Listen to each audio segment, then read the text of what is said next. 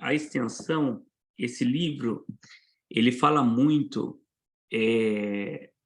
o livro de Deuteronômio, no curso aqui, ele é um livro bem extenso, então nós vamos estar lendo bastante, né? Porque senão a gente não consegue finalizar em tempo, né? E depois eu vou pegando partes, no final eu faço uma conclusão de todo o livro, tá bom? Nós vamos pegando step by step, pegando partes por partes, vamos explicando, vamos lendo, e depois eu explico uma parte, depois a gente lê, a gente vai explicando, vamos aprendendo juntos, amém? Que Deus abençoe a nossa viagem pelo livro de Deuteronômio, amém? Introdução Deuteronômio, né? É um dos livros mais notáveis do Antigo Testamento. Nenhum outro livro da Bíblia exerceu maior influência sobre a religião, no lar e na vida pessoal em todas as eras. É citado mais de 80 no Antigo Testamento. E, portanto, pertence ao pequeno grupo de livros do Antigo Testamento. Gênesis, Deuteronômio, Salmos, Isaías, os quais os cristãos primitivos se referiam com frequência. Números traz a história de Israel até os eventos na Campinas de Moabe. Deuteronômio, ele recapitula a lei para a nova geração que saía do deserto e aguardava a conquista de Canaã. Significa segunda lei, significa segunda lei, tá? Não se trata de uma segunda lei distinta da legislação sinaítica, que é a do Monte Sinai, né? Não é uma lei diferente, mas uma simples reafirmação e explicação parcial das leis anteriores para a geração que havia crescido no deserto. Deixa eu pegar essa parte para a gente poder entender. Aqui o autor, na verdade, o estudo, ele está dizendo o seguinte, que o livro de Deuteronômio, ele não é apenas uma nova lei, né? Porque aquele povo que tinha saído do deserto, aquela geração, a gente tem falado constantemente sobre isso, né? Aquela geração ela já tinha morrido. Então, Deus ele estava falando com Moisés, começando a orientar a nova geração, que aquela geração que tinha nascido, né? Para que eles tivessem bastante atenção nas leis, né? Não é uma outra lei, é a mesma lei, ele só estava reforçando a lei, né? Para aquela geração que talvez não tinha entendido com clareza, foi a geração próxima, né? Talvez ele não tinha entendido com clareza as leis as leis que foi escrita no Monte Sinai. Então, em Deuteronômio, Deus fala para Moisés ele reforçar a lei no coração dos homens dessa geração nova, né? No qual essa geração foi a que entrou na Terra Prometida. Quem foi o autor do livro de Deuteronômio? Foi Moisés, reconhecido por Cristo, Pedro e Estevão, que está em Mateus 19, do 7 a 11, Marcos 10, 3 e 4, e Atos 3, 22 e 7, 37. Cristo fala de Deuteronômio em Mateus 19, Pedro fala em Marcos, e Estevão fala em Atos 3, 22, que Estevão foi o primeiro mártir, né, o primeiro homem a morrer assim depois de Cristo, e ele começa a dar uma aula antes de ele ser apedrejado. Ele fala para todo mundo, ele conta o Velho Testamento inteiro, né, e ele cita sobre Moisés, né. Data que ele foi escrito esse livro é cerca de 1405 antes de Cristo. Tema: renovação do conserto e obediência traz bênção, e desobediência a maldição. Palavras-chave: conserto, obedecer, lembrar, abençoado e amaldiçoado. Significado: o título provém do translado ou cópia dessa lei, escrito na planície de Moabe, né? Como Levítico, Deuteronômio não avança historicamente, mas os fatos acontecem inteiramente num só lugar por um período de cerca de 40 anos, de 40 dias, perdão. Deuteronômio 1:3, e aí tem as referências. Esse estudo ele vai estar aí no grupo de WhatsApp e no Telegram também, e aí você pode pegar as referências de tudo que está sendo falado, as referências bíblicas, porque se eu for parar para abrir aqui vai demorar muito tempo, tá bom? O livro concentra-se nos acontecimentos sucedidos nas últimas semanas de vida de Moisés. O acontecimento mais importante foi a comunicação verbal, revelação divina por Moisés ao povo de Israel, que está lá em Deuteronômio 1, do 1 ao 30, 1, do 1 ao 30, e depois 20, né? O destinatário do livro, tanto na sua apresentação verbal como escrita, foi a segunda geração do povo de Israel, aquilo que eu tinha falado. Aquela geração tinha ficado, aquela que desobedeceu a Deus, que não acreditou que era possível eles entrar na Terra Prometida, porque tinha muitos gigantes lá, né? Então, essa foi a outra geração que tinha nascido, então, essa foi uma orientação verbal, uma apresentação verbal para essa segunda geração do povo de Israel. Ocasião histórica. Geração passada de Israel havia perecido no deserto, aquilo que eu tinha falado, né? Era importante, então, que a lei fosse reiterada, não apenas repetida e exposta à nova geração antes que essa entrasse na Terra Prometida. Deus estava falando para o povo, você tem que ter as leis dentro do coração, né? Para vocês não se desviarem, porque eles iam conquistar outras terras, iam conhecer outros povos, né? E os povos eram muito idólatras, né? Importante, quem se recusa a aprender com a história está condenado a revivê-la. Essa mensagem ela é muito forte, né? Se a gente não aprende com os erros, nós estamos sujeitos a reviver os mesmos erros, né? E a Bíblia, por a gente não buscar a palavra, nós estamos correndo o mesmo risco que aquelas pessoas correram por não saber das leis do Senhor, das ordens do Senhor. Lembre-se, você não pode cometer o mesmo erro duas vezes, porque a segunda vez não é um erro, é uma escolha. Eu estou escolhendo a errar. Ideias básicas. A maravilhosa herança que está em Deuteronômio 1, do 5 a 8. Vejam, eu lhe dou toda essa terra. Entre e tome posse dela, pois a terra que o Senhor jurou dar aos seus antepassados, Abraão, Isaque e Jacó, e a todos os seus descendentes, né? Ira de Deus e redenção. Vocês viram com os próprios olhos o que o Senhor fez no incidente em Baal-Peor. Ali o Senhor, seu Deus, destruiu todos aqueles que adoravam a Baal, o Deus de Peor.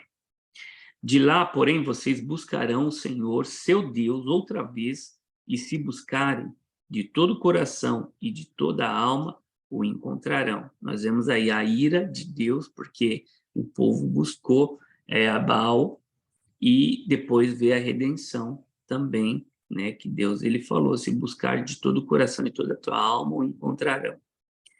A lei, não tenha outros deuses diante de mim, não façam para si espécie alguma de ídolos ou imagem de qualquer coisa no céu, na terra ou no mar. Não se curve diante deles, nem os adore, pois eu, o Senhor, seu Deus. Pois eu sou o Senhor, seu Deus, né? Tem alguns erros aqui de português. Ideias básicas. O povo do Senhor, Deuteronômio 7:6. Vocês são um povo santo, que pertence ao Senhor, seu Deus, dentre todos os povos da terra. O Senhor, seu Deus, os escolheu para serem sua propriedade especial. É isso que ele fala para você também, meu irmão. O amor de Deus. mas demonstrou amor por até 1000 gerações dos que me amam e obedecem os meus mandamentos. Promessas e bênçãos. Se vocês guardarem esses estatutos, né, e os cumprirem com cuidado, o Senhor, seu Deus, cumprirá sua aliança de amor com vocês, como prometeu sobre juramento, perdão, a seus antepassados. Ele os amará e os obedecerá e os fará crescer, tornando-os férteis, seus filhos, sua terra e seus animais. Quando chegarem à terra que ele jurou dar aos seus antepassados, vocês terão produção, farta de cereais, vinho novo e azeite, e também grandes rebanhos de boi e ovelhas. Vocês serão mais abençoados do que todas as nações da terra. Essa foi uma promessa de Deus, promessa e a bênção do Senhor, que está lá em Deuteronômio 7, do 11 ao 13, que ele fala que vocês teriam vinho, vocês seriam uma terra fértil, uma terra abençoada. Tudo está dentro da obediência, né? Da obediência ao Senhor. Continuando conceitos básicos, exortar e instruir os israelitas a respeito de atos poderosos de Deus e as suas promessas. O Senhor nosso Deus, que vai adiante de vós, ele pelejará por vós, conforme tudo o que fez convosco, diante dos vossos olhos no Egito. 1:30, né? Pois o Senhor, vosso Deus, é Deus dos deuses, é o Senhor dos senhores, o Deus grande, poderoso e terrível, que não faz acepção de pessoas, nem aceita recompensas. Obediência, vida de bênção, saúde e prosperidade, que está tudo registrado no Deuteronômio 11, do 13 ao 15, e 28, do 1 ao 14. E desobediência, morte, maldição, doença e pobreza, 28, 15 ao 68. É muito forte, Deuteronômio 28, você vê lá. Depois a gente vai ler um pouquinho desse livro. É muito forte, ele fala sobre as bênçãos do Senhor primeiro, e depois ele fala também sobre as maldições, né? O livro usado por Jesus. Poderia-se supor que esse livro tenha merecido particular estima da parte de Jesus Cristo durante sua infância, mocidade e vida de varão, pois no conflito que manteve com o tentador. Mateus 4, do 1 ao 11, Marcos 1, do 12 ao 13, Lucas 4, do 1 ao 13, com Deuteronômio 8, 3, 6, 16, 6, 13, 10, 20. Toda a citação era desse livro, né? O que estava querendo dizer? Que Jesus ele usava muito as passagens de Deuteronômio, né? Por que nós estamos falando, nós estamos fazendo uma mescla? Porque sempre o Antigo Testamento, ele tipifica o Novo Testamento. E Jesus, ele traz a vida do Antigo Testamento para o Novo Testamento, que tem tudo, tem uma ligação muito forte entre o Antigo Testamento e o Novo Testamento. É importante nós lermos o Novo Testamento, que é um pouco mais fácil de ser compreendido, para depois entendermos o Antigo Testamento, né? E quando nós passamos a ler, as coisas começam a fazer muito mais sentido, né? E Jesus mesmo, ele disse, eu não vim abolir a lei, eu vim cumprir a lei, né? E nós estamos lendo livro por livro na Bíblia, pegamos Gênesis, Êxodo, Números, Levíticos, Gênesis, Números, Levíticos, Deuteronômio, e nós vamos dar continuidade nos livros, vamos ler a Bíblia inteira, e vamos estudar a palavra inteira, né? Se você é filho de Deus, ordene que esta pedra se transforme em pão. Jesus, porém, respondeu, as Escrituras dizem, uma pessoa não vive só de pão. Isso foi um diálogo que o diabo teve quando Jesus estava jejuando. Nós falamos isso, o pastor Flávio esteve falando, né, sobre o jejum e falou também do jejum de 40 dias de Jesus. E o diabo fez essa proposta, né, para Jesus, né, a fim de lhe ensinar que as pessoas não vivem só de pão, mas de toda palavra que vem da boca do Senhor. Deuteronômio 8:3. Interessante que o diabo, ele usou a própria palavra, né? Ele falou, também está escrito, nem só de pão viverá o homem, mas de toda palavra que sai da boca de Deus. Falando quando Jesus estava no deserto. E aí ele pegou a passagem de Deuteronômio 8:3. O livro usado por Jesus, continuando, né? Eu lhe darei a glória desses reinos. É o diabo de novo falando com Jesus, tá? E autoridade sobre eles, pois são meus e posso dá-los a quem eu quiser, porque a autoridade do mundo foi passada para o diabo por intermédio do pecado, né? O governo do mundo, né? Disse o diabo, né? Eu lhe darei tudo se você me adorar. E Jesus respondeu com as escrituras também. E as escrituras também diz: adora o Senhor seu Deus e sirva somente a ele. Lucas 4:6. Temam o Senhor seu Deus e sirvam a ele. Deuteronômio 6:13, né? Se você é filho de Deus, o diabo continuando, né? Se você é filho de Deus, salte daqui, pois as escrituras dizem, o diabo usando a escritura, ele ordenará aos seus anjos que o protejam. Jesus respondeu, as escrituras dizem, não põe à prova o Senhor seu Deus. Está em Lucas 4:9, essa conversa de Jesus com o diabo, toda essa conversa, né? E ele extraiu do livro também, não põe à prova o Senhor, Deuteronômio 6:16. Jesus usou muito o livro de Deuteronômio, né? Mais do que revisão. Esse livro é muito mais do que uma recapitulação e do que uma revisão da lei dada em Sinai. Com autoridade foi dito que o livro recorda o passado olhando para o futuro. Obediência. Moisés já percebera bastante, né?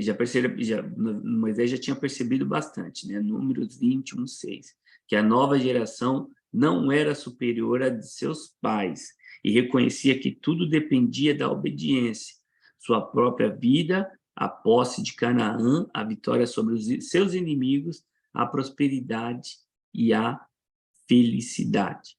Aqui Moisés ele estava falando, né, Deus, a gente vê aqui a Bíblia mostrando, Deus mostrando para Moisés que a geração anterior não era superior, a posterior não era superior à anterior, porque a geração posterior ela iria herdar a terra prometida. A questão aqui não seria superioridade ou inferioridade das gerações, apenas a obediência. Deus ele não gosta de desobediência, né? Ele pede para nós obedecermos a ele, obedecermos a palavra, né? E o simples fato de nós não fazermos nada, nós estamos desobedecendo a Deus, né? E aí, por isso que muitas vezes a nossa vida, no geral, ela não está tão boa assim como nós queríamos, né? Ele mostra quando Deus anseia para o que obedeça, para que o obedeçam, né? Porque eram meus, né? Em Deuteronômio 5:29, ele mostra quanto Deus anseia para os que obedeçam. E para o que eram seus, 14:1. Porque os amou, 4:37, 7, do 7 a 8. Porque desejava preservá-los e os fazer progredir, 4, do 1 ao 40. E do 5:29 também, do 6, 2, 3, 4 e 24. E que, pela gratidão a ele devida, pela graça, misericórdia e privilégios imensos que ele nos concedeu, eles deviam render-lhe tal obediência, né? E Deus ele fez tudo aquilo para o povo e o povo mesmo assim não obedeceu a ele, né? Como é forte e poderoso no exortar e em apelar ao coração. Cristo em Deuteronômio, né? Deixa eu até pegar o óculos aqui.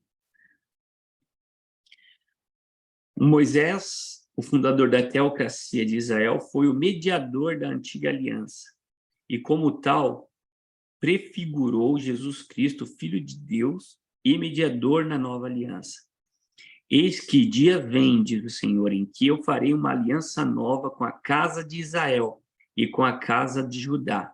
não conforme a aliança que fiz com os seus pais no dia em que os tomei pela mão para o tirar da terra do Egito, porque eles invalidaram a minha aliança, apesar de eu os haver desposado, diz o Senhor.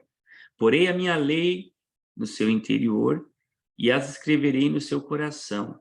E eu serei o seu Deus e eles serão o meu povo, que está em Jeremias 31, do 31 ao 33. A antiga aliança foi selada com sangue de animais e a nova aliança eterna foi selada com sangue eficaz de Cristo. Moisés conclamou o povo para uma religião de oração. Essas palavras que hoje te ordeno estão no seu coração, né? Mas ela falhou por causa da fraqueza humana e se tornou obsoleta. Está em Romanos 8:3, né? Porquanto o que era impossível à lei, visto como estava enferma pela carne, Jesus Cristo, por meio do Espírito Santo, transforma o coração humano. Arquivo pessoal. E o Senhor teu Deus lançará fora estas nações, pouco a pouco, de diante de ti. Não poderás destruí-las todas de pronto, para que as feras do campo não se multipliquem contra ti. Ponde, pois, estas minhas palavras no vosso coração e na vossa alma, e atai-as por sinal em vossas mãos, para que estejam por frontais entre os vossos olhos. Ensina os vossos filhos falando delas, assentando em tua casa e andando pelo caminho, né? E deitando-te e levando-te e levantando-te. Escreva-as nos umbrais da tua casa e nas tuas portas, para que se multipliquem os vossos dias e os dias dos vossos filhos na terra que o Senhor jurou aos vossos pais dar-lhes com os dias do céu sobre a terra. Deuteronômio 11, do 18 ao 21. Essa passagem aqui é interessante, porque eu não sei se vocês já repararam, nas casas dos judeus, até nos dias de hoje, aqui nos Estados Unidos, tem muito judeu. Toda vez que você está entrando na casa, você vê lá, na porta do judeu, uma pecinha, vou falar o nome dela daqui a pouquinho, né? Você vê uma caixinha pequenininha, ali dentro tem uma oração, que é baseado nessa palavra, né? Que eles falam que escreve nos umbrais da tua casa e nas tuas portas. E eles colocam lá essa pecinha. A gente vai ver, aqui, ó, ponto, é a mezuzá, o nome dela, né? Que é um nome um pouco estranho, a gente não consegue decorar. Eu não sei se vocês já viram, mas na casa dos judeus, eles têm essa mezuzá, né? Porém, se ele te disser, não sairei de ti, porquanto te amo a ti, a tua casa, por estar bem contigo. Então tomarás uma sovela e os furarás a orelha, a porta, e teu servo será para sempre. E também assim farás a tua serva. Deuteronômio 15, 16, 17, Salmos 40. Ele está falando que nós nos tornaremos propriedades exclusivas de Jesus, né? Antigamente o escravo, o servo do seu senhor, ele furava a orelha na porta, né? E é o que a palavra está querendo dizer aqui: seremos os servos do Senhor, seremos dele, né? Seremos propriedade exclusiva do Senhor. As coisas encobertas pertencem ao Senhor, ao nosso Deus, mas as reveladas pertencem a nós e aos nossos filhos, para sempre, para que sigamos todas as palavras dessa lei.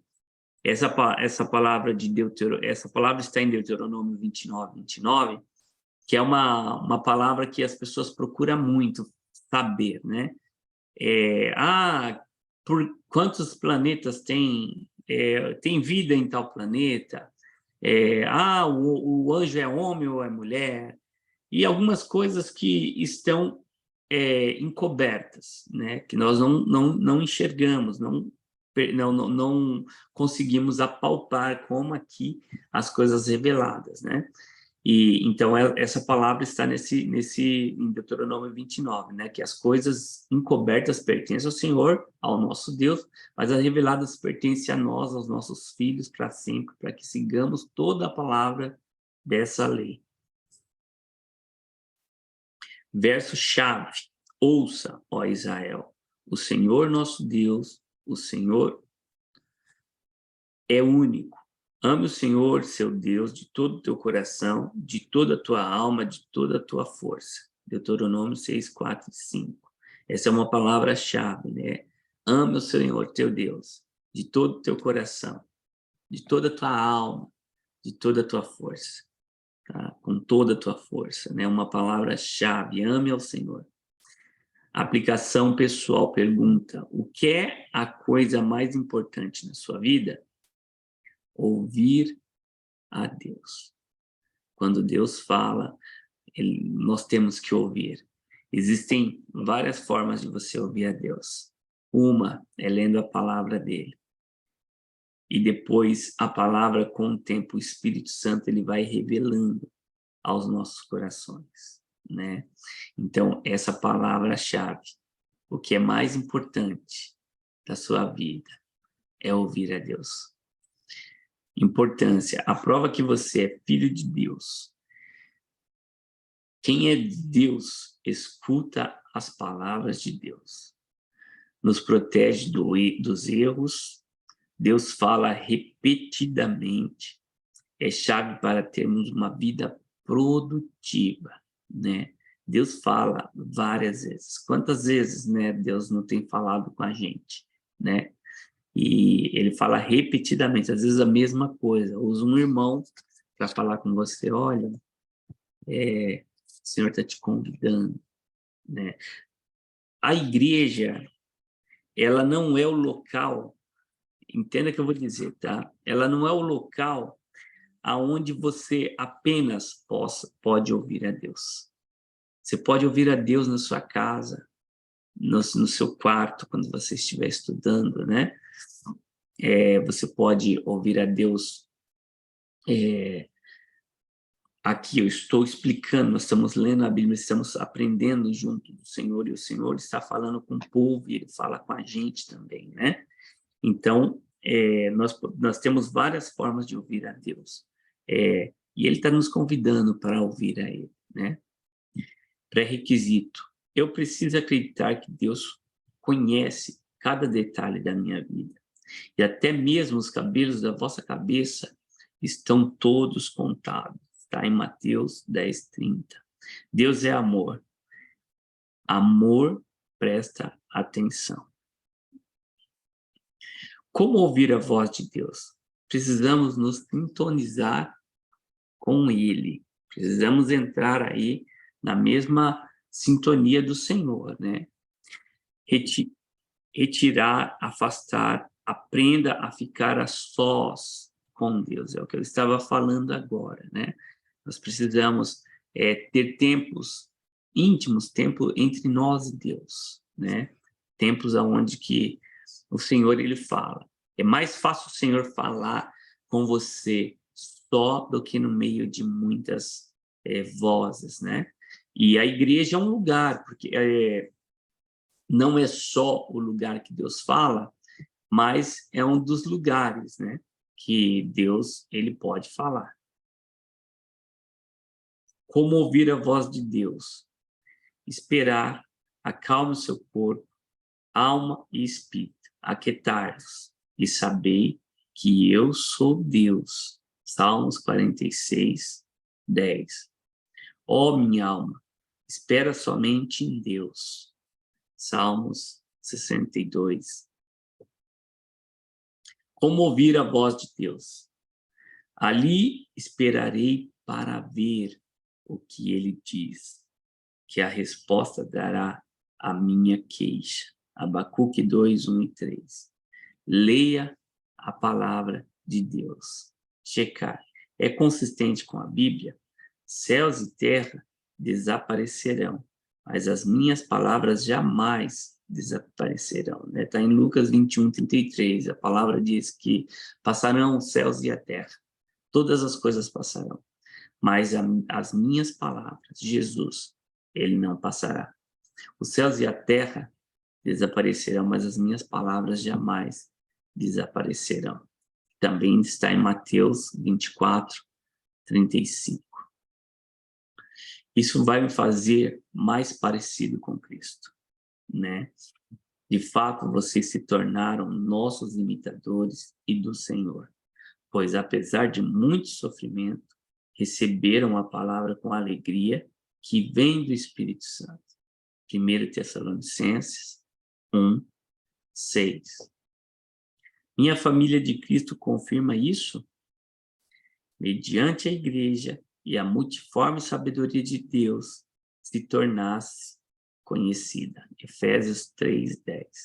Cristianismo não é apenas acreditar, é pertencer. Amém? Eu não quero apenas acreditar em Deus. E o cristianismo é isso, não é apenas acreditar, é você pertencer, né? Eu sempre uso um ditado, né? Aquelas palestras de autoajuda, eles falam sobre comprometimento e envolvimento, né? Quem está comprometido? E eles usam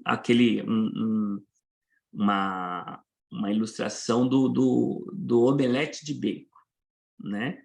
O omelete de bacon, a galinha vai lá, bota o ovo, né? E dá o ovo. Isso é estar envolvido.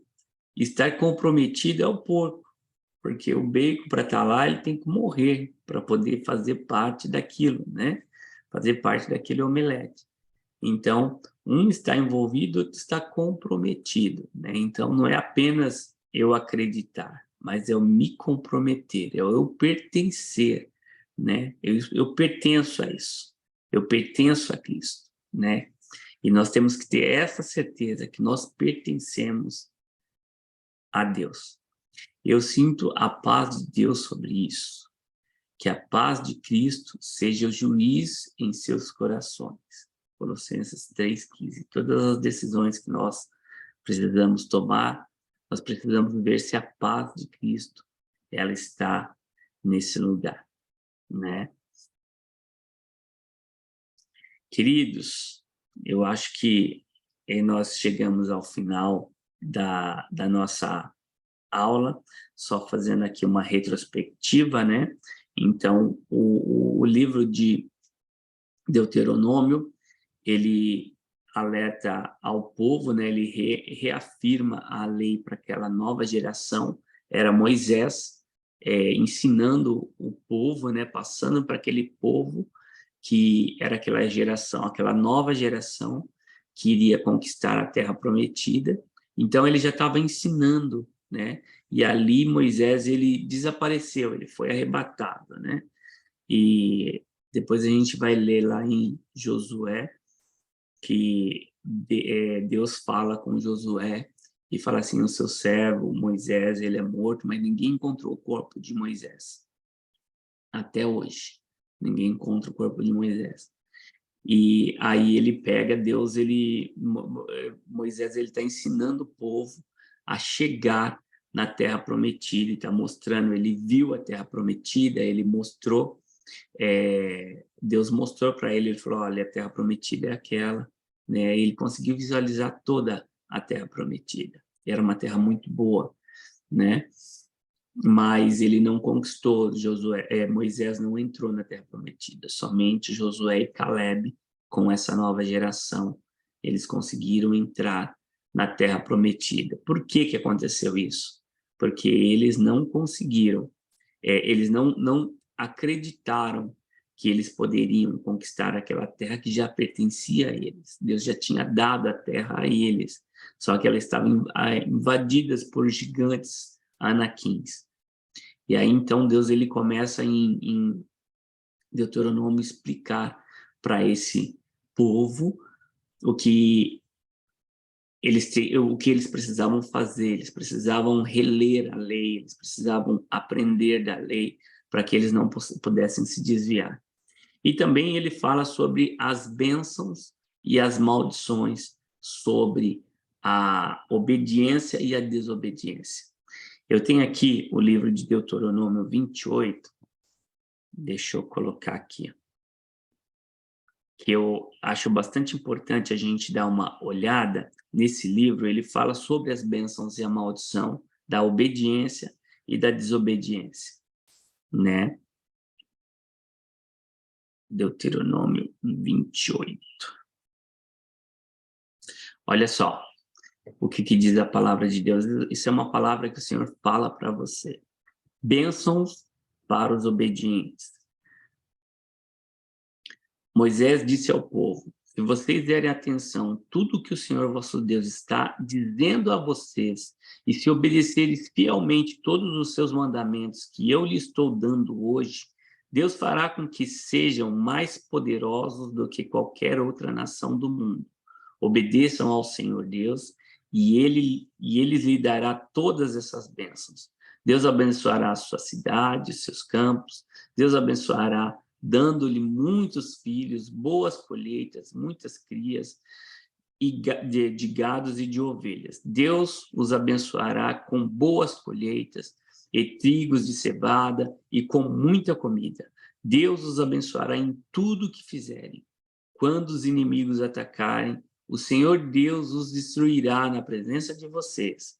Eles atacarão juntos em ordem, mas fugirão por todos os lados em desordem.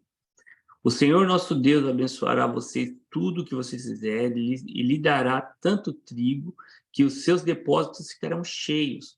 Ele os abençoará ricamente na terra que está dando a vocês.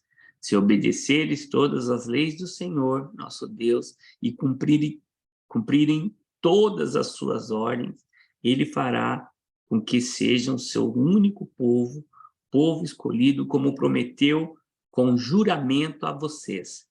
Todos os outros povos do mundo verão que vocês pertencem a Deus. O Senhor o terão, Deus, pertence a Deus o Senhor, e terão medo de vocês. Eles darão muitos filhos, muitos animais e boas colheitas. Ele, Deus, né, lhe dará muitos filhos, muitos animais, boas colheitas na terra que está dando a vocês, de acordo com o juramento que fez aos nossos antepassados. Deus abrirá o céu aonde guarda as suas ricas bênçãos e lhe dará chuvas no tempo certo, assim abençoará o trabalho que vocês fizerem. Vocês emprestarão a muitas nações, porém não tomarão emprestado de ninguém. Se obedecerdes fielmente todos os mandamentos do Senhor Deus, que hoje eu estou dando a vocês, ele ficará com que vocês fiquem no primeiro lugar entre as nações e não no último. E também fará com que a fama de vocês sempre cresça, nunca diminua. Não se desvie desses mandamentos que hoje eu estou dando a vocês, nem para o lado direito, nem para o lado esquerdo, e nunca adorem nem sirvam outros deuses. Essas são as bênçãos. E depois, do 15 em diante, ele fala do castigo para os desobedientes, né? Porém, se vocês não derem atenção ao que o Senhor nosso Deus está mandando e não obedecer às suas leis e os seus mandamentos que lhe estou dando hoje, vocês serão castigados com as seguintes maldições. Deus os amaldiçoará na cidade e nos campos. Deus os amaldiçoará dando-lhe pequena colheita de trigo, de cevada e pouco alimento. Deus os amaldiçoará dando poucos filhos, colheitas pequenas e poucas crias de gado e ovelhas. Deus os amaldiçoará em tudo que fizerem. Se vocês abandonarem o Senhor e começarem a praticar maldade, ele fará cair sobre vocês maldição, confusão e castigo. Eles amaldiçoará em tudo o que fizeres e acabará logo com vocês. E aí continua, né, ainda também as maldições. Mas Deus, ele tem prazer em dar, em abençoar a sua vida. Deus, ele tem prazer em estar com você, ele tem prazer em dividir com você a sua graça, dividir a graça dele, a misericórdia dele, ele divide, ele derrama sobre nós, né, a graça e a misericórdia dele. Deus é amoroso, Ele é poderoso e Ele quer que a gente obedeça. Amém? Vou deixar aberto para alguém fazer alguma pergunta. Nós temos aí ainda 15 minutinhos, 14 minutos.